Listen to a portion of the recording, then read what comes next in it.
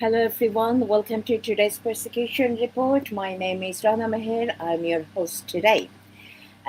With me, we have very distinguished people today that is like our dream team for every persecution team.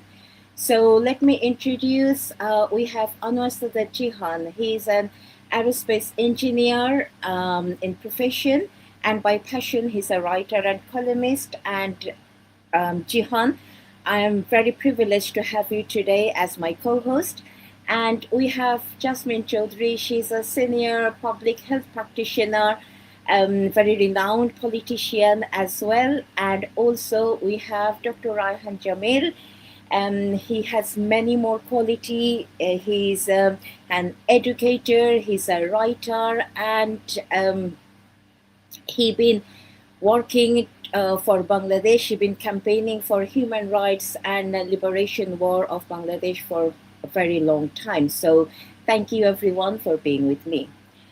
To start with the program today, I'm going to talk about politics, but I'm not going to start up with politics. I'm going to give you a story of a woman, a person. So this woman, she's from a village in Sunamganj, a small city in Bangladesh. She had her grandson 8 months ago. And she been to the Union Parishad office, a local government office, for a birth certificate. Why? Because the birth certificate is needed to prove that the person, the grandson, is exist. Maybe eventually he will grow up to go to a school, and more than anything, she needs that birth certificate to show that he exists as a Bangladeshi national. Now, this woman went to that local government office for 8 times in last 6 months. And every time she either found the office was closed, or the local chairman who looks after those matters, he's not there, and the other people who could help her, they are not there either. So this woman is coming back home every time with empty hand and broken heart and with a tired feet. Now, the story of this woman is not an anecdote. It was a policy, it was a consequence of something happened after 5th of August 2024, when the local government was dismantled without any kind of backup plan, any sort of way to go forward, and any sort of any thought of how those people will go through, how to help those people in that situation without any thoughts of it. So in today's program, we will talk about how the local government of Bangladesh collapsed and how the people in grassroots suffering as a result. Jihan, I am going to go to you first. Jihan, you've been working, you've been campaigning about human rights of people in Bangladesh. You've been campaigning about liberation war. You've been campaigning about grassroots people for a very long time. And I know you are very much aware about the system of the local government, how it used to work and how it collapsed. So it would be very nice if you can go through us about the whole process. Then we'll go to the question section. Thank you, Jihan. Thank you, Ranapa, for connecting today. Special thanks to Dr. Jamil and Jasmine Appa for sharing your time. So as Ranapa, you are saying that this child was missing his, or has been missing his birth certificate for more than 8 months.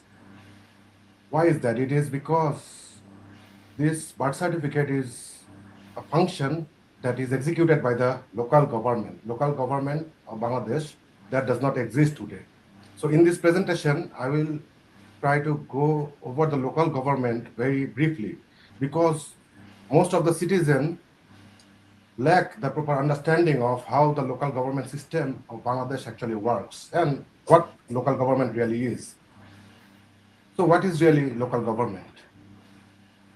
Local government is the layer of which progress is not parliament, is not any ministry sitting in the capital. It is the elected councils in your village. It is the elected mayor in your city or elected council in your district.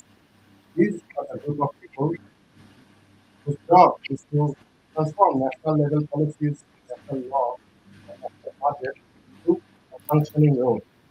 The road that works, a working clinic, into a hospital that opens during times of emergency. Jihan, sorry to interrupt. I don't know if it's happening to my side, but I cannot hear you properly. How about now? It's better now. Okay. Okay. So the local government system of Bangladesh or any democracy is important primarily for three reasons. Number one, proximity. Number two, accountability. And number three, democratic depth. So proximity. A national government, no matter how well intentioned they have, they cannot always connect with the local people in a level that local government can. Elected chairman from your community knows your community better than an administrator being parachuted in. Then accountability. When the person who decides whether your roads get repaired or not lives in your village, the reason for his work becomes personal because he cannot avoid you or your community. He or she has to face your community in the upcoming election. So accountability is ensured by the local government system. And then democratic depth. Democracy is not some random word. It has to be practiced at scale, every day, repeatedly, at every layer of society. And that is ensured by the local government. Now let's take a look at the local government system of Bangladesh and how it actually works. The local government system of Bangladesh runs on two parallel tracks, one on the rural track and the other urban track. On rural track, we have Union Parishad at the very base tier. And there are about 4,581 Union Parishads in Bangladesh. And above the Union Parishad sits the upazila Parishad that includes an elected chairman, vice chairman, and reserved women representation. And then the highest tier is the district council. These are the rural track. And if we look at the urban track, there is city corporation that so many of us know about, that there are 12 city corporations in Bangladesh. The major metro cities are run by city corporation. And then we have Poroshobha for the municipalities, and there are 330 of them. Now, Ranapa, all these tier of the government are not any policy or some mere legislative decision. These are done by the Constitution of People's Republic of Bangladesh, and to be specific, Articles 59 and Article 60 provides the citizen with the right to have representation in their local government level. The Article 59 specifically states that the local government members have to be elected. It cannot be selected or appointed. It has to be elected. They have to be elected by the people. And Article 60 provides that local government needs to be elected. It cannot be appointed by any central authority. And this is how decentralization is ensured. What are the purposes of the local government and all these branches? The most important, if we take a look, we will see immunization, the measles crisis that we are facing now in Bangladesh. Local government has a big role to play in mitigating that. And then disaster response. For example, Bangladesh is a disaster-prone country. We have floods. And during the disaster, these local government branches come in handy. And then we have civil registration, the story that Ranapa was talking about. Our birth certificate, our death certificate, our marriage certificate, all come from the local government. Then social safety net. For example, the elderly allowance, the disability allowance, the widow allowance, all this comes from the local government. Infrastructure, the road maintenance. During monsoon season, we need road repairs. All these are handled by the local government. And then health coordination, the community clinics. As you will see that the Bangladesh Awami League government has built a plethora of community clinics all across Bangladesh, and it is championed by the whole world. Now, what actually was built, Rana, as you asked? It was built during the last 15 years.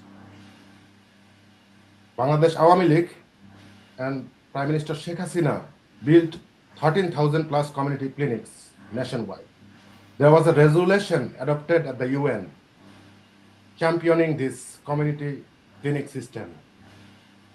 And then Bangladesh achieved 90% plus immunization coverage, in which local government played an important role.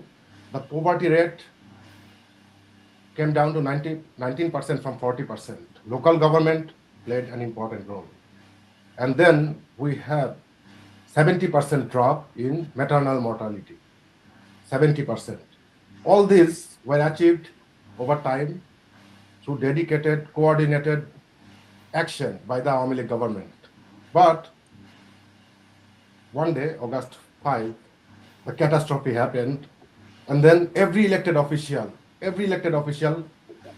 was removed without any justification, and administrators were parachuted in from the capital without an election. And that goes directly against the Constitution, the Article 59.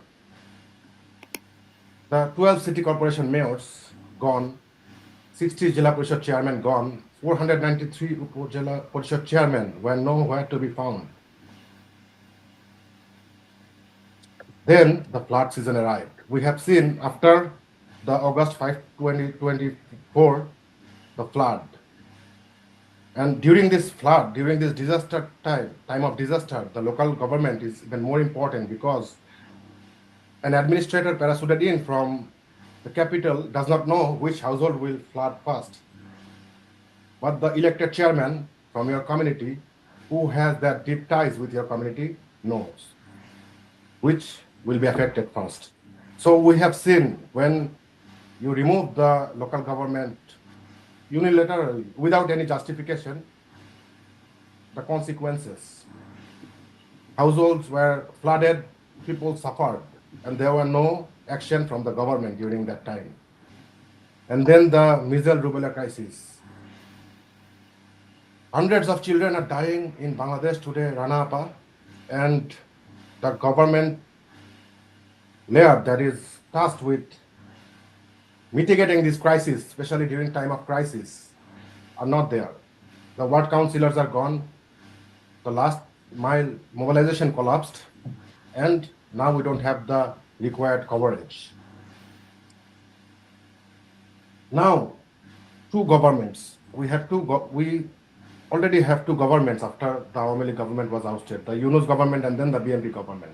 But both of these governments have something in common. They are not giving any priority to the constitution. One government removed all the elected officials and parachuted in administrators from the bureaucratic branches of government, and the other government, BNP government, appointed their people as administrator. So there is no elected government. The citizens of Bangladesh today don't have any representation at the local level. Now at this moment, in this situation, what needs to happen? We need to have a free, fair election at the local level, all branches of government, and all branches of government needs to be run by elected officials. Back to you, Anapa.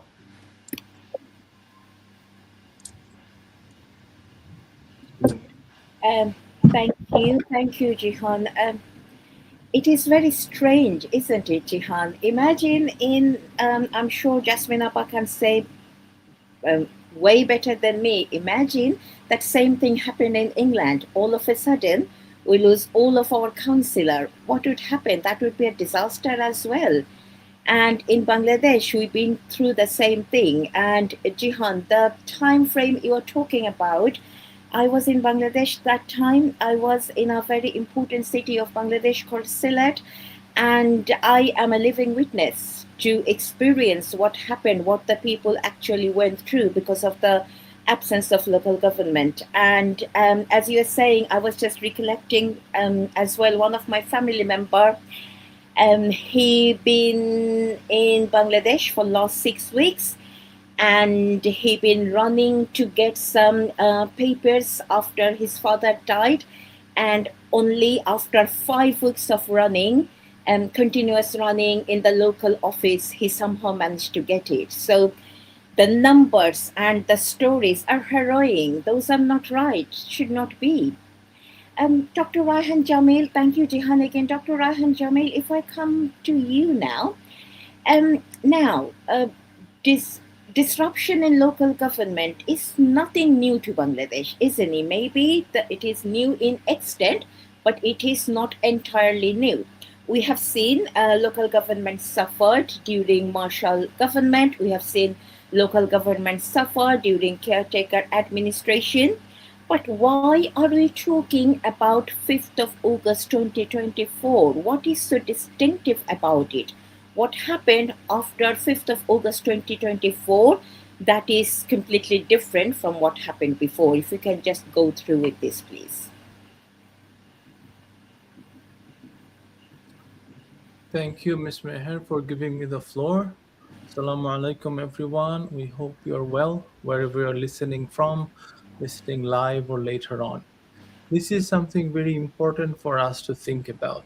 What is so distinct about this local administration governance since August 2024?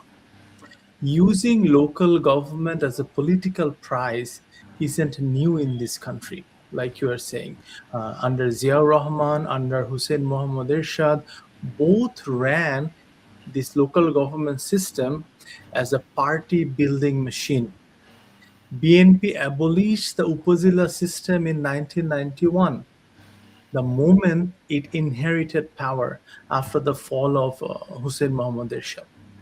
So the instinct to capture these offices has a long, ugly history, and it does not belong to just one party.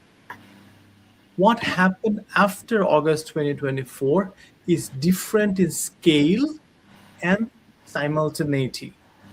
Every mayor, every upazila chairman, every Zila Parishad chair was removed in a single day. Everyone was removed in a single day across the entire country. This has not happened before, not even under martial law. At least martial law had a command structure ready to fill the vacuum it created. But under the Jamaat Yunus regime, there was no such backups. There's a structural reason for this vacuum. The government making these decisions was itself extra-constitutional. It was kept in place by what the Supreme Court itself called the doctrine of necessity. A government built on the emergency justification does not plan for what comes after the emergency. Think about it. A government built on an emergency justification does not make plans about what will happen, what will come after that emergency is over. That government simply empties the building and walks away. Garcia Marquez wrote about a town condemned to repeat its own history because nobody remembered it accurately. This is exactly what we're seeing in Bangladesh. Bangladesh's local government has certainly repeated its history of being treated as a prize. But August 2024 wasn't a repetition. It was something this country has never actually tried. erase the entire layer at once, like Jihan was sharing with his information, erase the entire layer at once and build nothing to replace it. That's how it stands out. Back to you. Thank you, Dr. Jamil.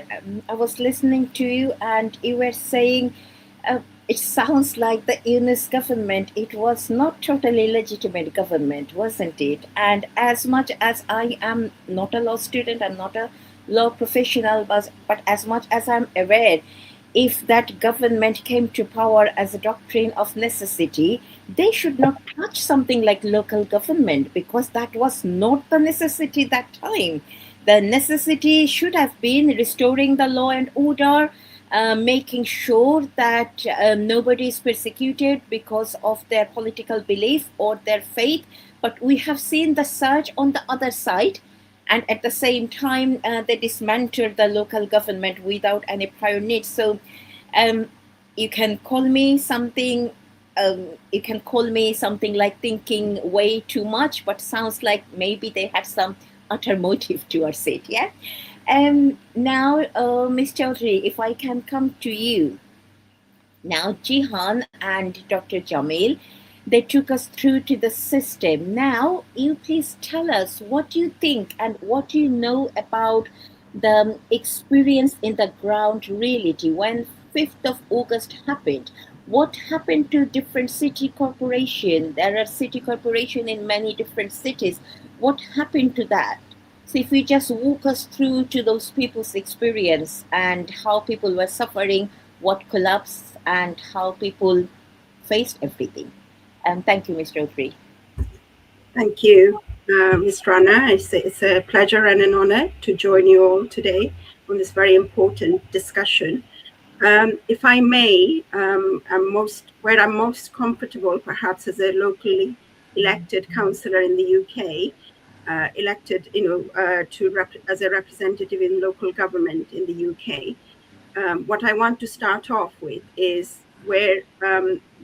how important and critical a functioning local government is for an effective delivery of public services and democratic government structures.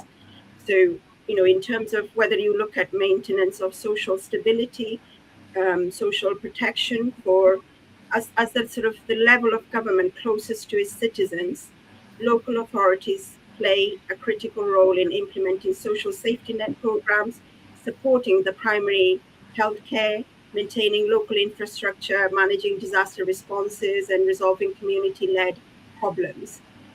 They serve, if you like, as the vital link between the national policies and the local needs, ensuring that government services which vulnerable population, the most vulnerable in our society, so whether it's widows, whether it's the people with disability, whether it's minority groups who are some of the most deprived or some of the most isolated citizens within our communities, it's about ensuring the services are reaching those people equitably.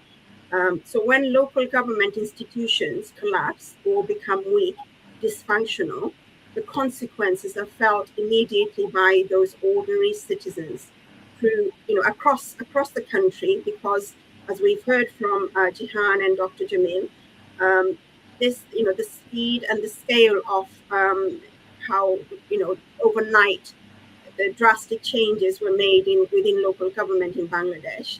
So this was felt across Bangladesh in every district, where the disruption of services, the story you started off with, and the stories that you've shared so far.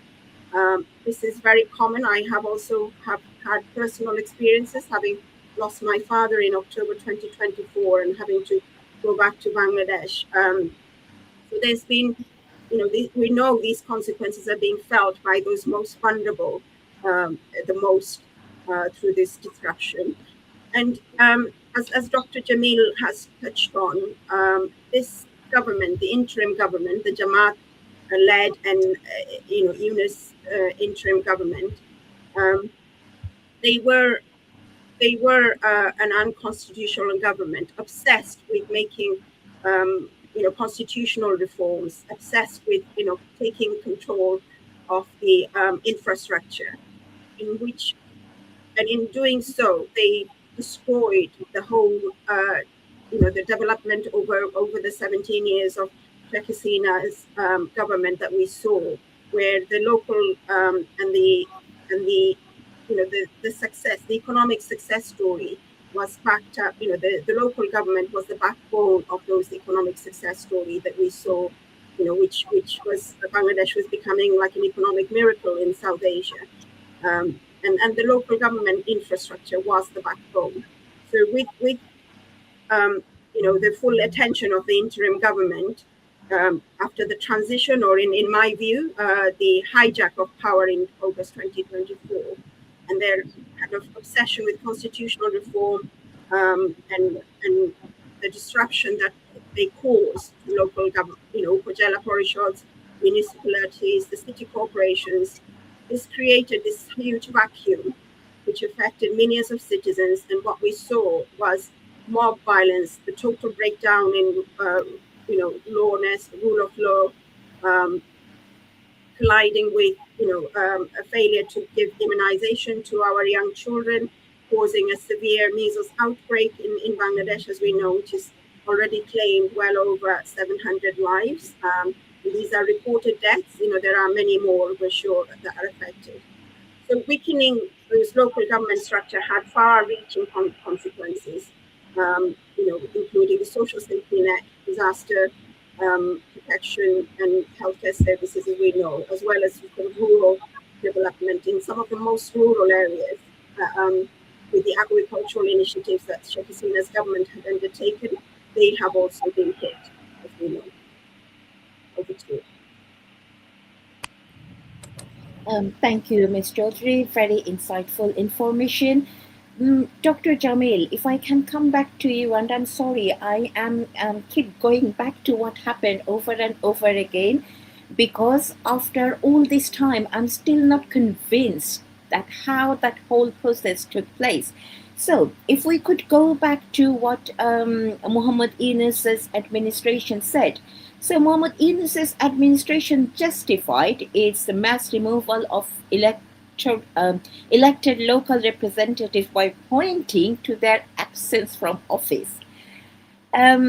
Legally and constitutionally, is it something defensible? Do you think this is something a government can do?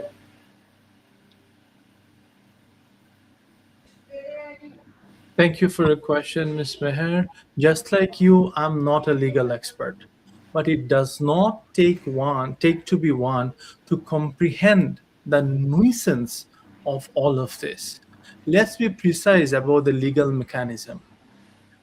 Emergency ordinances passed for this exact purpose by the same extra-constitutional government that then used them.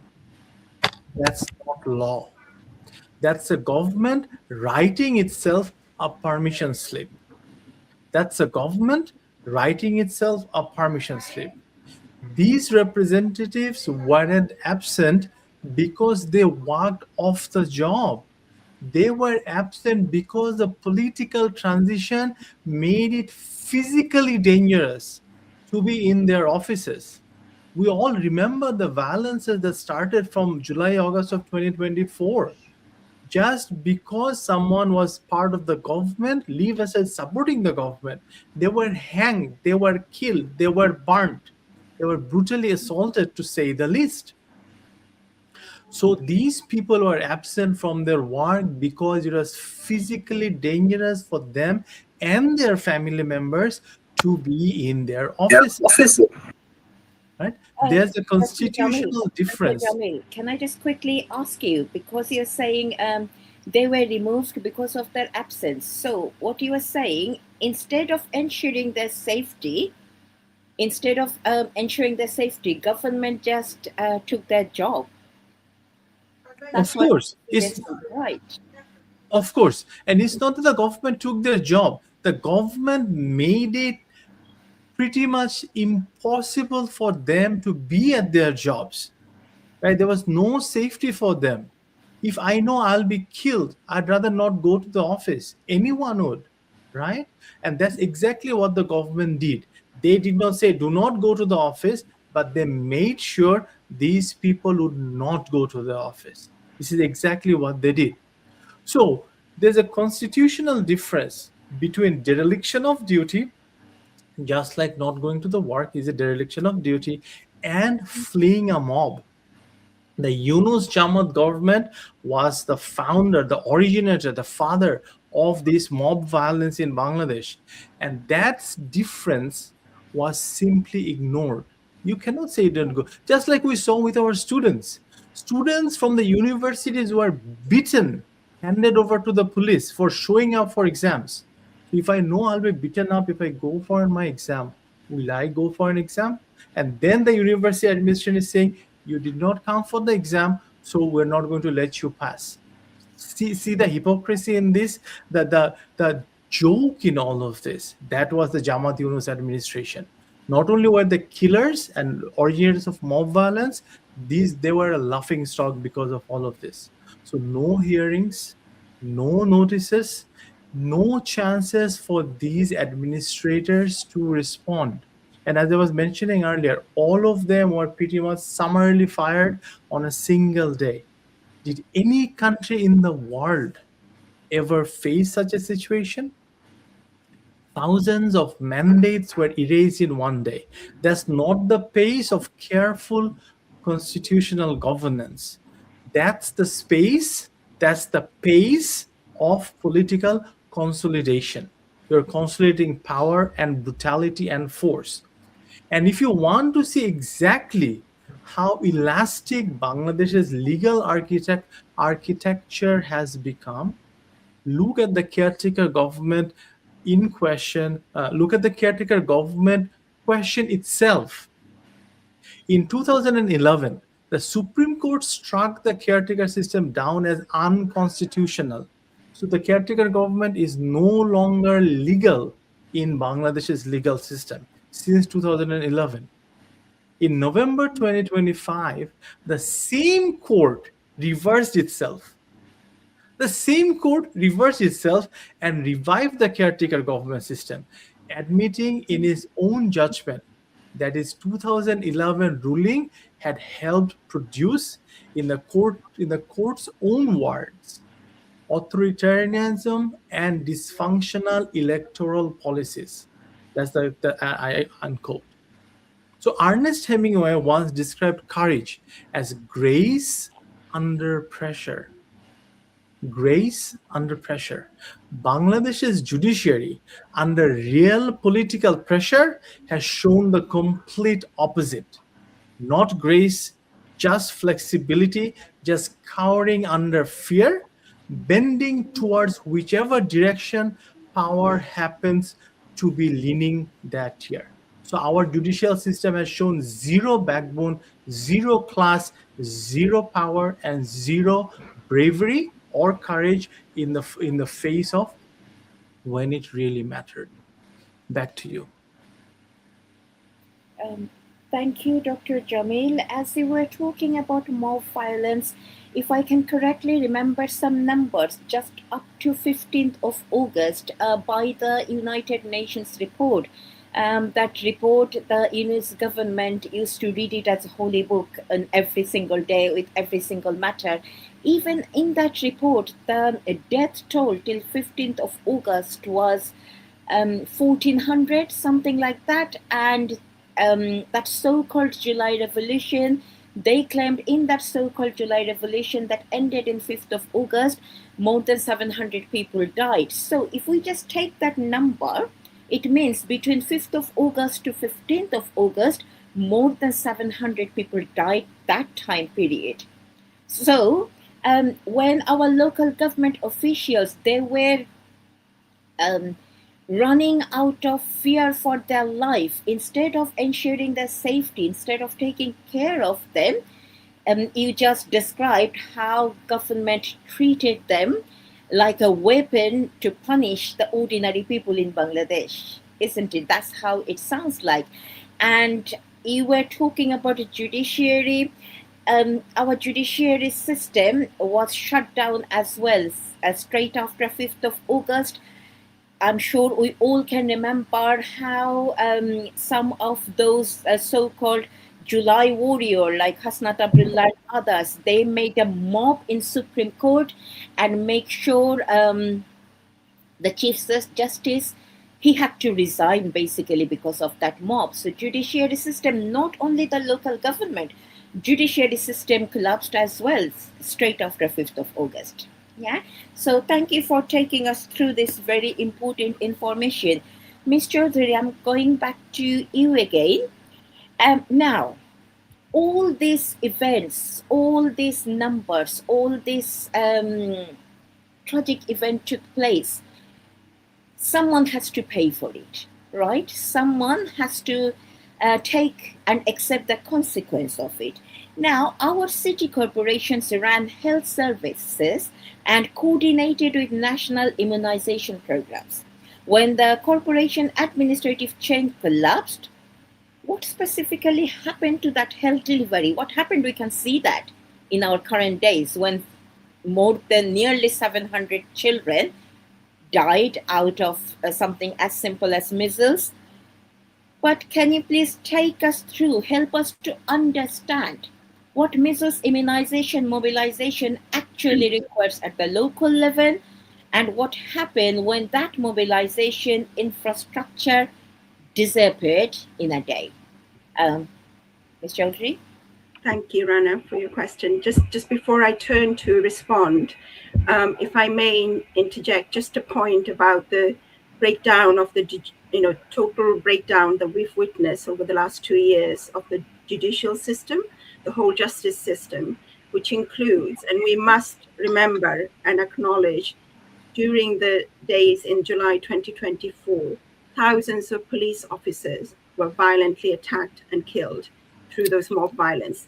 And those deaths, nobody has been held accountable. Those deaths, nobody is, between the interim government and Tariq Zia's, newly formed BNP-led government, nobody has talked about those deaths. So we actually saw the beginning of the breakdown of the justice system in Bangladesh in those July, in these early days of the so-called uprising that Bangladesh had and I just wanted to interject that point before I move on to talking about the community clinics and the immunization programs. So the community clinic networks, as we know, have been long recognized as an important component of primary healthcare delivery, particularly in the rural areas, the most rural areas and most deprived areas in Bangladesh. They were designed to bring basic healthcare services closer to the communities who need them most. So at the point of needs and at the point of delivery was brought to as close as possible to the communities.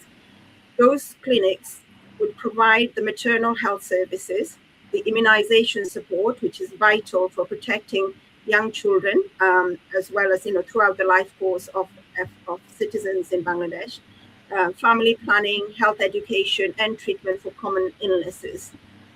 Now, the deadly measles outbreak that has swept across Bangladesh exposed these devastating consequences of disruptions in those primary healthcare and immunization systems. Community clinics have long served as the front line of preventative healthcare. So the vital vaccines and immunizations, which we know, according to World Health Organization, saves over millions of lives every year. And these immunization, but when under Sheikh Hasina's government, we were close to that 95% target, which would have eliminated measles in Bangladesh. Since the collapse of Sheikh Hasina's government, we have seen how the lack of procurement, the lack of procuring of the immunizations has led to it's a huge crime as far as I'm concerned as a public health professional. It's a crime not to immunize our young children and to leave them vulnerable infectious disease that can cause death and lifelong complications for those who even recover measles. So the tragedy is particularly striking because it's one of the most preventable childhood diseases, and the World Health Organization notes that vaccination is safe, is effective, and we know the UN official in Bangladesh pleaded in interim government how they should make sure that children are vaccinated. Those vaccinations should be procured, and they just simply ignored them. They ignored them, and it's the negligence, and it's a crime against young people, crime against humanity as far as we're concerned, that we are witnessing in Bangladesh. The whole governance structure that's unstable, the mechanisms that's been weakened through the changes and the collapse of local government, these will have long-lasting impact in years to come. So this is, the unfortunate numbers of death and the infectious reported cases. These have implications for many, many years to come in terms of public health in Bangladesh. Thank you. Thank you, Ms. Chaudhry. We can see the tragedy now is unfolding, isn't it? We can see children are dying. The families they have to bury their young children, and the children who are alive, the families are struggling to pay their hospital's fee. And those hospital fees still not waived, so they still have to pay. When the government is coming up with a budget claiming in that budget they allocated the most amount of money in health sector, way more than other government. That is such a hypocrisy at the same time, isn't it, Ms. Chaudhry? Jihan, can I come to you with a very important question, and I know you'll be the best person to talk about it. We all know our Bangladesh is the one of the most disaster-prone country in the world, and the disaster management framework from national level to the local level, it is, and at least it was one of the most genuine achievement of the government system. And we know our Milli government, it was praised not only locally, internationally many times because how they looked after people when the disaster happened. Now, what happens to that framework when the elected chairs of those committees are simultaneously removed across the country? How people are suffering as a result of this? Thank you, Ranapa. So the question is important since it deals. Can you hear me? First of all, okay. So disaster management. Bangladesh has already built a disaster management system that works, and it was built over time with experiences of facing disaster and it was built surrounding the people, local people who lives in your community. And there is this thing called the Union Disaster Management Committee, which is the operational base of the entire system. And the Union Parishad chairman sits on top of this committee. Now, when August 5 happened, government was ousted. Yunus government came over and he removed all the thousands of chairmen across the country. So all these Union Disaster Management Committee chair were gone. And when the chairman vanished, the problem is that the way that the chairman knows his or her community, the way that the chairman knows his or her community people, a bureaucrat parachuted in does not have the same level of idea. He or she does not know where the flood shelter is or which household will need assistance first. So there was no chairman, then bureaucrats came in and they had no idea, they had no preparation. And that preparation, the government did not care that there is no preparation. The government, the Yunus government to be specific, left millions of people vulnerable. Now, Ranapa, Bangladesh is a country that is prone to disaster. I remember in my first semester at college, in one of my course, international and intercultural communication, the professor was asking, "Oh, you are from Bangladesh? That always flooded." So many people abroad associate Bangladesh with this flood of the 90s era. But since then, we came a long way. The cyclone mortality rate, if we compare it to the 1970, we will see that there was a one whole magnitude of drop in the cyclone mortality. And this disaster management success stories is one of the most celebrated across the world. And it was not built just out of nothing. It was built over time through experience. And that is why Rabindranath Tagore did not just write about rural Bengal. He built something for it. Shanti Niketan, his rural reconstruction project, he built it in the rural areas because he understood that development that does not have touch to the local community, that is not rooted in the community level, will not survive contact with reality. So when this government removed this local layer of governance, the country was left vulnerable. And this is what exactly happened. Back to you. Thank you, Jihan. I was listening to you that suddenly I remembered the names. I quickly Googled something about how Awami League looked after the disaster-prone people. There's something called Kurishkul Project. Kurishkul Project is the largest climate migrant resettlement initiative in the world. And it was made under the Ashram Prakolpo, the housing for people who need it. And it says it's a modern flood-resilient apartment, housing and economic rehabilitation for thousands of landless and climate-displaced families. So that's how Awami League looked after us. And of course, then 5th of August happened, everything changed. I know the Astroem project, it was closed last year, June, so I don't know how the Kurishkul project is doing, and I am not aware of how the other project like this is still functioning or not. So thank you, Jihan, for taking us through this. Ms. Chaudhry, if I can come back to you again. You have already described about the importance of community clinic and others. So just to go through some numbers, the community clinic program was one of the Awami League's most celebrated government achievements. More than 13,000 clinics cited by International Health Organization as a model for grassroots health delivery.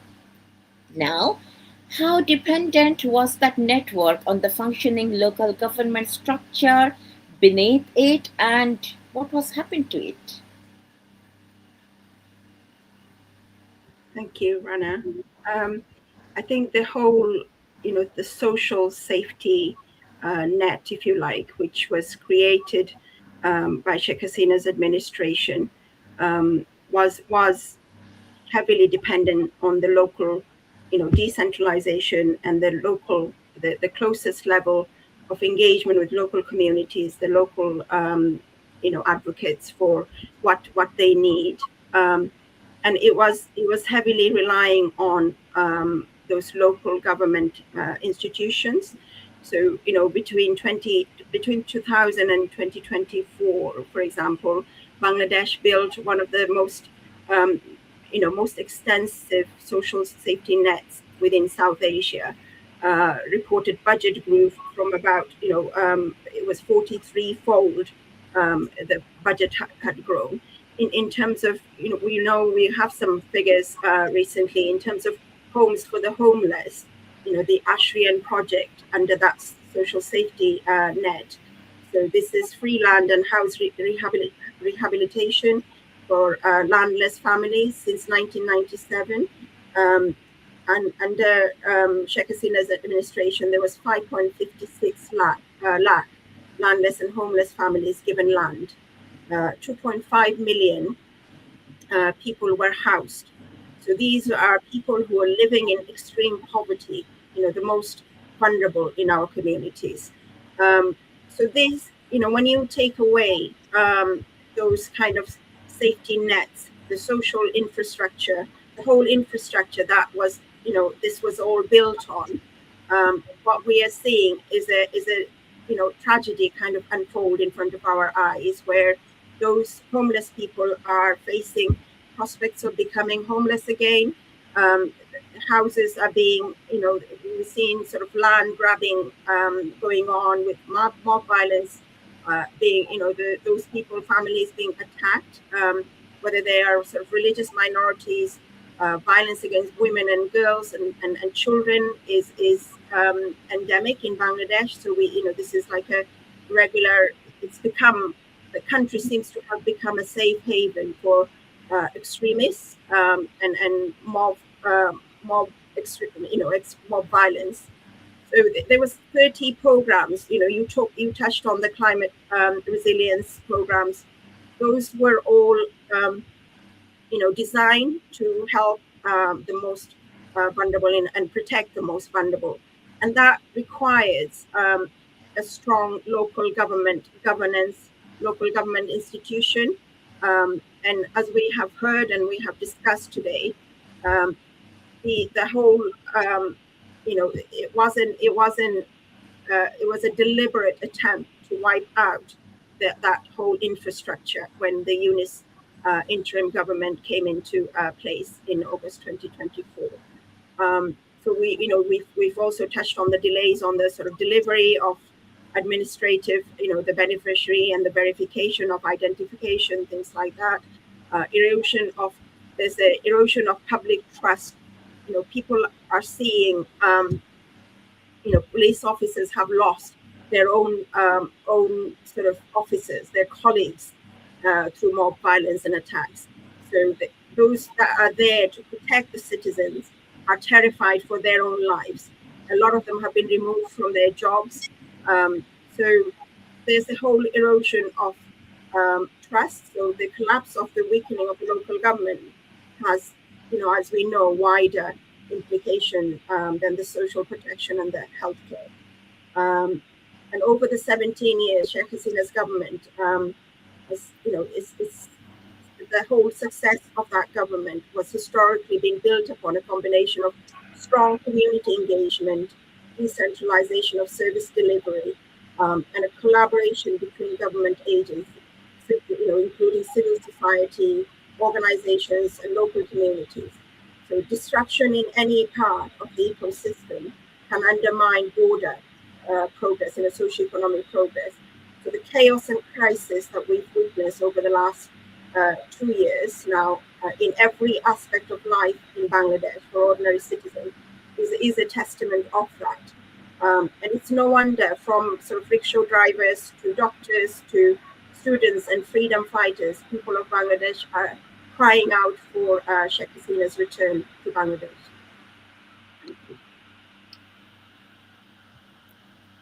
Thank you, Ms. Chaudhry. Dr. Jamil, I am coming to you with a very non-glamorous question. Yeah? So that non-glamorous question is about the rural road maintenance, the drainage system, the small bridge, small markets, that local government were responsible for them, and they still are. So, for the 60% of Bangladeshis who live in that rural area, as non-glamorous as it is, that those are the difference between being connected to market and services and being isolated. So what has the 2 year of administrative vacuum done to this dimension of local government? So if you just go through, please. Indeed, these are the kind of things we perhaps take for granted. We don't think about it much. The infrastructure maintenance, Ms. Meher, is not a project. It's a continuous process. Roads need repair before every monsoon. We are a monsoon country after all. Drainage channels need clearing. None of that happens without an accountable elected chair who can actually authorize the work and approve the payment. That has not been happening. And as we have been talking about for the last almost an hour, the Jamaat Yunus government has summarily fired them all, right? Or threatened them with their lives. And now the Jamaat BNP government has put in people who are either inefficient or have no idea what they are doing only by their allegiance to the party. So things are not moving forward. The local government engineering department executes a lot of this work, but it depends on elected local supervision to keep the contractors honest. These engineers do not directly go and work them by themselves, right? They find vendors, they find contractors who will actually do the work. And to keep them honest, you need elected local supervision. Remove that, and contractor accountability collapses quietly in 10,000 small ways that nobody even puts in a headline. And this doesn't sit still, it compounds. It gets bigger and bigger.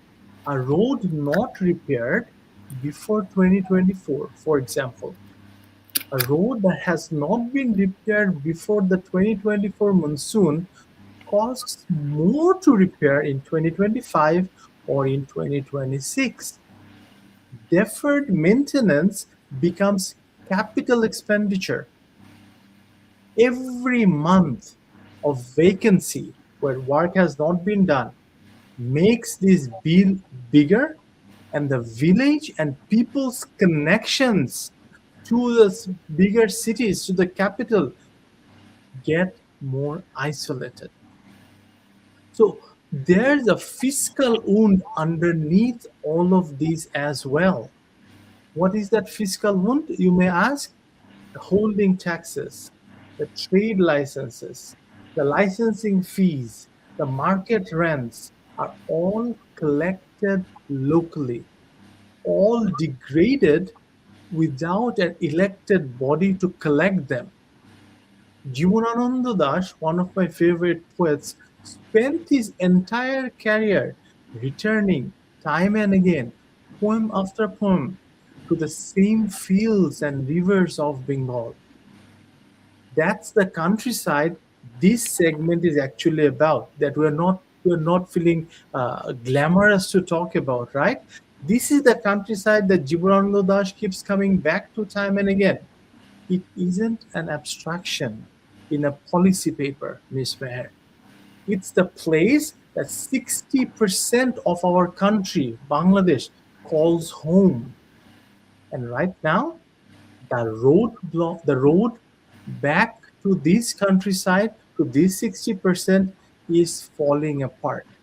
If we don't act on this quickly enough, then we will not have much left to work with.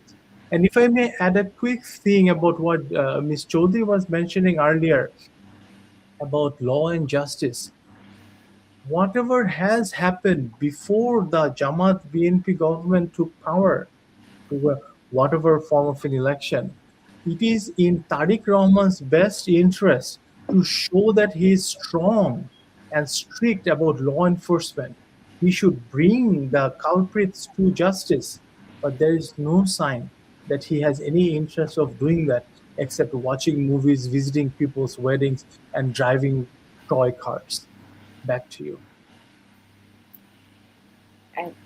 Thank you, Dr. Jamil. You turned a non-glamorous question to a quite glamorous one. Thank you very much. Now, Ms. Chaudhary, we are running short in time, so I'm just going to quickly ask you one question which is very important and needs to be discussed. The BNP government has pledged to local election. Okay, good news. The Election Commission has prepared draft rules, another good news, but party-linked administrators are being appointed while elections are discussed. So, what do you think? What is the practical difference between an elected local representative and an appointed administrator? And why does that difference matter for the services we have discussed today? So, Ms. Chaudhry. Thank you, Rana. I think, as Dr. Jamil mentioned, unfortunately, what we are witnessing is a very familiar pattern, actually, whenever BNP have come into power, whether it was in coalition with Jamaat or, with some support from Jamaat, from their, foundation, we have seen a familiar pattern in their history where the tragedy is those who were against the liberation war in 1971. They've come into power to serve the interest of those who are anti-Bangladesh, anti-liberated Bangladesh. And this is what we are witnessing, what we seem to be seeing a continuation of that. So Jamaat seem to be, it's difficult to tell who's actually leading this government so far. It's difficult to tell whether it is actually BNP who have been elected, or whether there's been all sorts of deals being made internally within Bangladesh or externally with other partners in play here. But what we must determine is what happened with the national election, where a major political party was excluded from taking part, and this huge deficit in democracy. You cannot exclude over 50% of the population within Bangladesh and talk about forming a democratic government. Whether that's local elections, whether that's national elections, it's really important that we have a strong, resilient democratic processes in place. And what we are seeing is, mob violence, rape on a regular basis, rape of young children, killing of young children. And this is a country which is globally being watched, globally being described as a country which has become a safe haven for extremists, rapists, murderer who were convicted of rape and murders. And this is it's heartbreaking for someone, who all of us who are, who have a close connection to Bangladesh, whether that's through birth or family or, as members of friends and family who are still living in the country, who are terrified to, carry on with their day-to-day, work and feeling safe in their homes and not being able to function as an ordinary citizen. So it is difficult. It is challenging, but I hope that there's common sense prevails within the BNP government. That common sense prevails, and they start to recognize the importance of how critical it is to have strong local governments, elected local representatives, as well as bringing the whole democratic processes back into system in Bangladesh. Thank you very, very much, Ms. Chaudhry. We are towards the end of the program, but I am so sorry. I cannot resist myself from asking a question, because this question is bothering me for all this time, and I do not see any better person to answer me this question if you do know it. Why do you think this thing happened? Because everything that Muhammad Yunus and his government did, there was a plan behind it. There was a plan to ruin something. So when they decided to take this really, really big, huge step, of course, they were aiming for something. So what do you think? This question is open to panel. Jihan, please, if we can answer. Ms. Chaudhry, if we can please answer. Dr. Jamil as well, if you can just tell us, why do you think that happened, that whole fiasco had happened? I think Jihan would be the best candidate to answer this.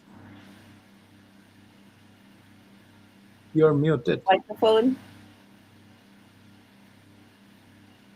I think Jasmine Apai is being a local rep. But I think what Yunus was appointed by the deep state for a particular agenda, which is to destroy Bangladesh as quickly as possible. And to destroy democracy, to destroy a country, you have to destroy its local government, because local government is perhaps the most important pillar of democracy in a country. And if you want to kill democracy in a country, you kill the most important pillar. And that's what Yunus did, to answer your question very briefly. Bullseye, thank you. And because you mentioned deep state, Mohammed Yunus's government and his partners, they have a very close tie with many, many NGOs. And the safety net that Sheikh Hasina built, that was the government program. It was so well enough, though the NGO sometimes could not do some of their businesses they wanted to do. So there could be some link with it as well. Thank you very much. Thank you very much, panel. We are very much towards the end of this program. Now, the thing is, the local government is the backbone of the nation, if I can say it as straightforward as I can. The local government is needed from birth to death. Every single time the local government was there for people of Bangladesh, and we want the same thing to happen. So from our persecution report today, we demand the local government to come back with a free and fair election, because without it, we have experienced the suffering of people for last 2 years, and the people of Bangladesh, they deserve it. Our constitution requires it, our people deserve it, so there should not be no reason to reestablish our local government as soon as possible. So thank you very much for being with us today. We will see you again next week, same place, same time, with new topic, or we will maybe talk about the same topic over and over again, so the topic is not forgotten. So we are stopped talking today, but we are not stopping at all from persecution report. Thank you very much. See you next week. Till then, stay well.